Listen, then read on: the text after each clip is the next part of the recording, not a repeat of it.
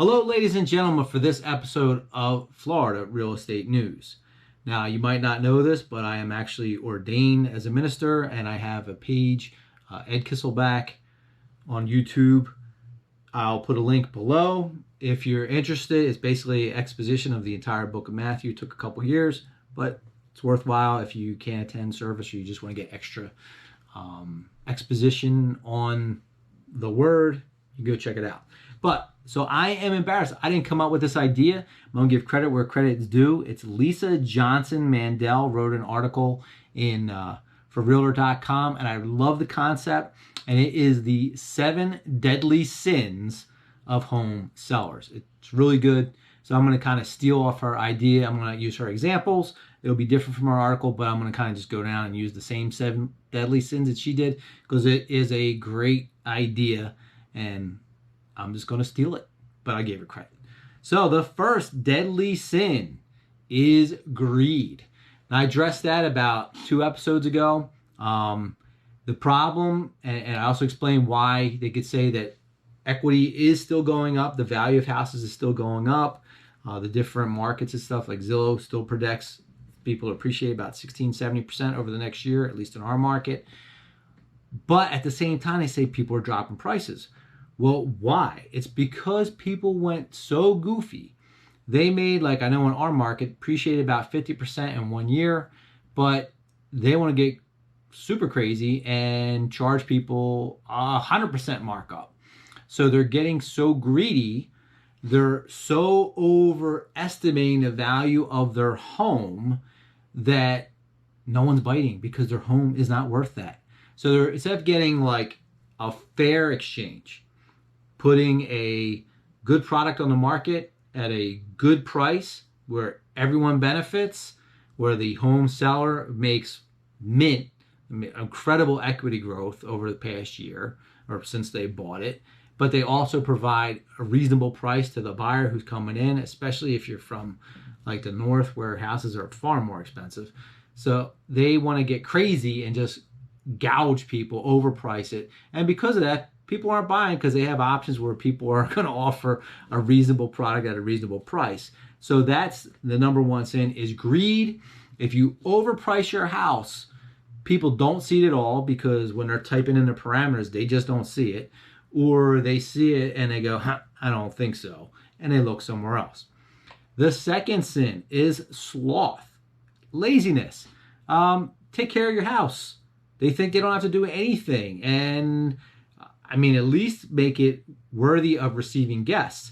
Craziest story. Now, I didn't present this to you. I recorded some of it, photographed some of it, but I didn't want to present it at the time because it would be unfair to the seller. It wasn't my client. It was a different realtor, but I did an open house for this other realtor as a favor.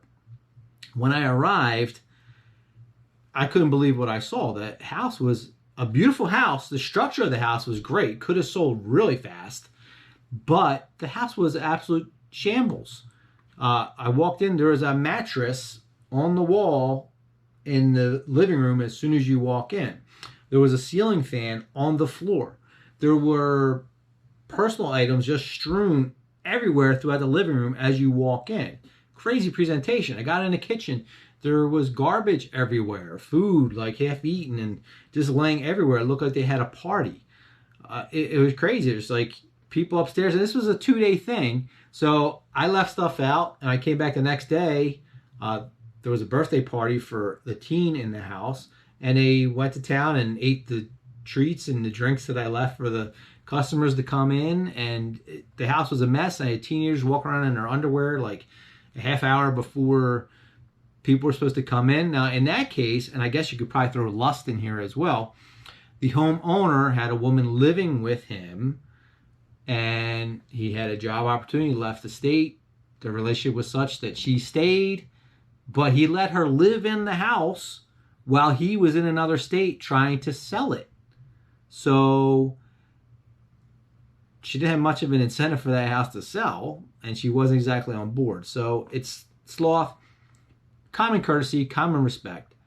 First off, you should respect yourself and keep your house nice just because you respect yourself. It's a big investment, and it also is a reflection of you. So keep your house nice, but also lived in is a little different than when you receive guests. I'll admit my house doesn't look the same today as it will look on Friday if I'm having people over, but make it presentable. Like, put some effort in. You could do the landscaping is still nice. Like, I'm sold my house recently. I'm still cutting the grass. It's still landscaping, still keeping it nice, still tending the things in here. It's just a respectful, correct thing to do for the next party. So that would be the thing there. Now, envy. This kind of falls into the greed, the envy thing, like thou shalt not covet the neighbor's anything. That would include the amount of money that your neighbor got for their house. Different markets, different times, different houses. Everyone thinks their house is better than the Joneses. So you see the Joneses got 340, well then mine must be at least 360. Not necessarily. So you have your own circumstances. You want to do an analysis with your realtor, and don't just assume that you have to get more than your neighbor, because that's a jealousy thing. That's emotion. Emotion is never positive. You have to be logical with these things. Kind of falls in here with pride. Pride is the same thing. You design your house to your liking, which is great. It's your house. But now you want to sell it, and you want other people to see it as their house. So your realtor's experience with this, most realtors represent both sellers and buyers, or at least have represented both at one point. They know what people like. They know what people want to buy. If they're making suggestions, it's not to hurt your feelings. You think the purple bedroom is great. Not everyone buying does. So if they're suggesting you put some neutral colors in there, take down some different pictures that are very indicative of your eclectic taste and personality, don't be offended. Take their advice. Don't be prideful. Present your house. Try to make it look as much like a model home as possible, not your cool home. I like individual style. I like that I like to see personal pictures in a house, not just generic ones. But when it comes to selling it, that's a different deal. Like I said, I love my family. I like the pictures being up. But when it came time to sell, they came down. They were already packed, because I want the next person to envision their family's pictures up on the wall and not to feel like they're an intruder in mine. So the next one, we are up to number 6, wrath. I said, don't let emotion be a thing, and it's exactly that. It's not personal, it is business. Now, it's very hard to get that because it's your home, and very few things are more personal than your home, but this is a business transaction, and don't destroy it because you're pissed off at the buyer. Their agent's job is to get them the best possible deal he can get for them. Yours is to get the best possible deal that you can get for you. It's a give and take. It's a negotiation. Things can get hot. Let the agent deal with that. Don't you get emotional. Be logical. And don't spoil a good deal because you're angry.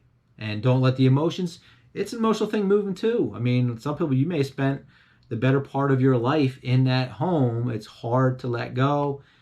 Don't let emotions overrun it. Don't be mad about it. No wrath. Just go ahead and let your realtor negotiate, and it's just bottom line. It's all business.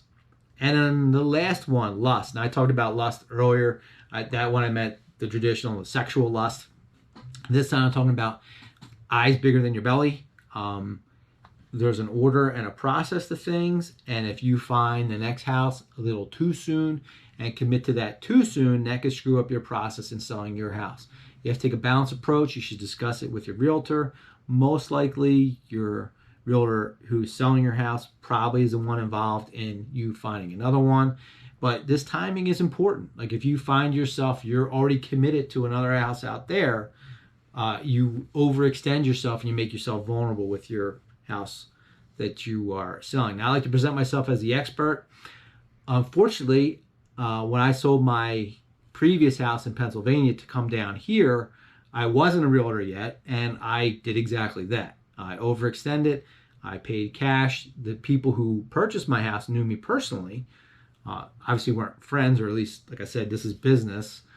They knew my situation. They knew I had to sell. So they were able to take advantage of me. And I put myself in that situation by putting the cart before the horse. So there's your 7 deadly sins for a seller in the current market. If you like that and it was informative, please like, subscribe, and share this with your friends. Share it with someone who might be selling their house or someone just maybe might find this entertaining. But I hope to see you on the next episode of Florida Real Estate News.